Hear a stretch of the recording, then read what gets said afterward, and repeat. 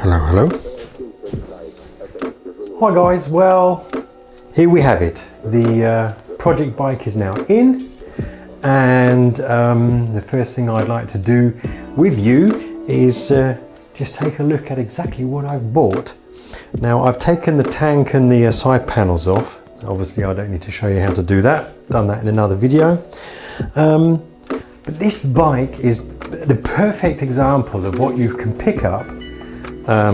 Something that's been laying around in the shed for 20 years, who knows, no one really knows, no paperwork with it. And it's always a bit of an Easter egg, isn't it?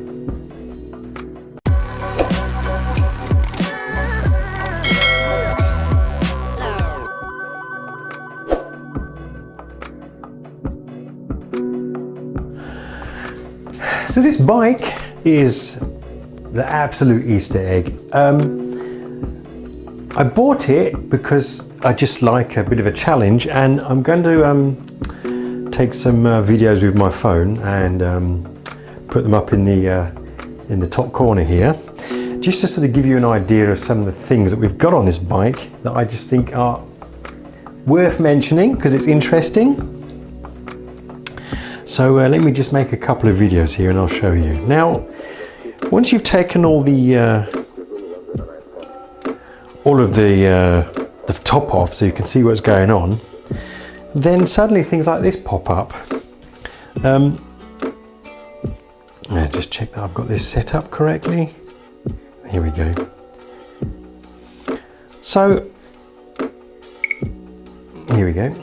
Now, looking inside here, I found some speaker wires. And what it is they go to the battery, and each wire on the end of it has got like a battery terminal. So it looks like somebody's made like a homemade extended wire so they can attach the wires to a battery for external starting or something. But first of all, they're not attached. And it's a speaker wire, so that's interesting. And with these bikes all the time, you will hardly ever see a screw that's the correct screw, for example. Never seen these before. Most of the screws are missing. Moving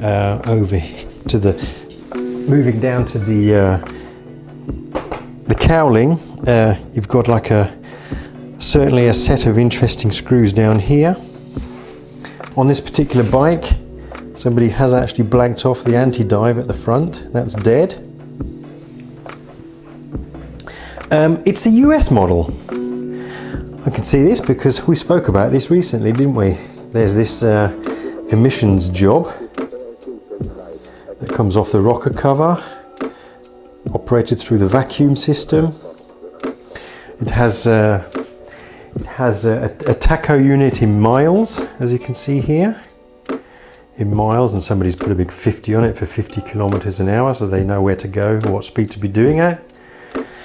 There's no light switch. The US models have the lighting on all the time. There's no light switch on this one. I'll just show you there.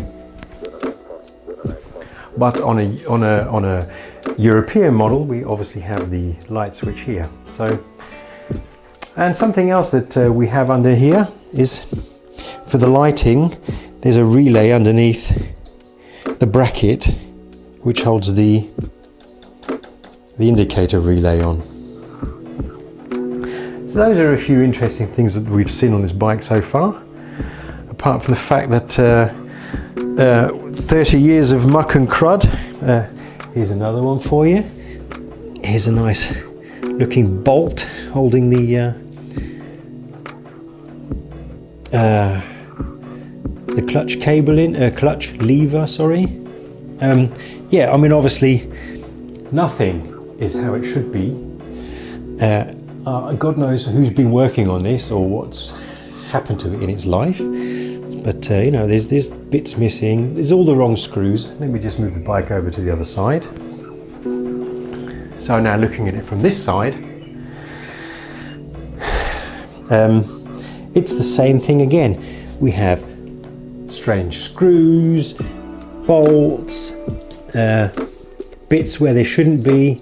This loom does actually work. I put a battery on this bike and it did actually turn the engine and indicate and stuff like that. We have, what do we have?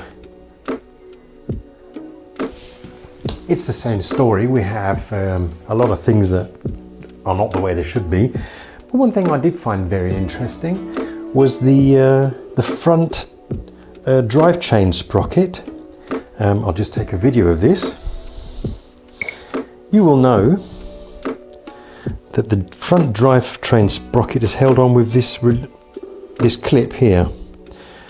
I've actually realised that for some reason this one seems to be worn out, so whether the clip's on there or not, I can just pull it off, look. So that isn't particularly,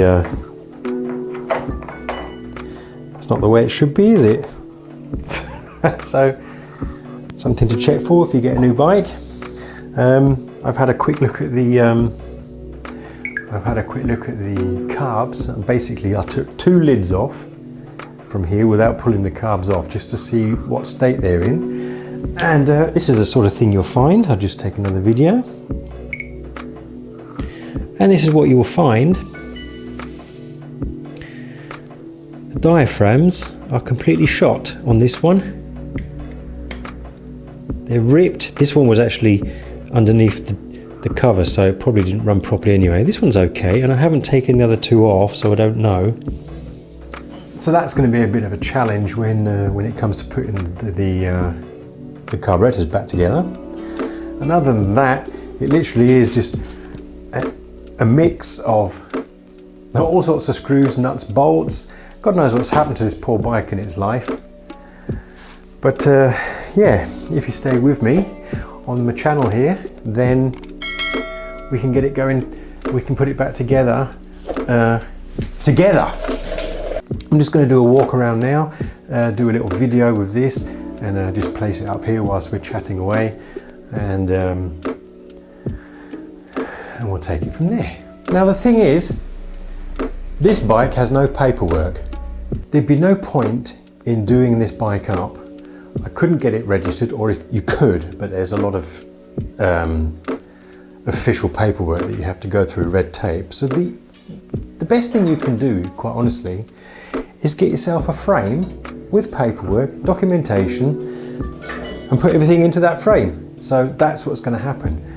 We're going to rip this bike down, lay all the parts out, then I'm going to take this frame, give it a spray job, put it here in my workshop, and then I'm going to start putting things back onto the frame. So that's how we're going to rebuild this bike.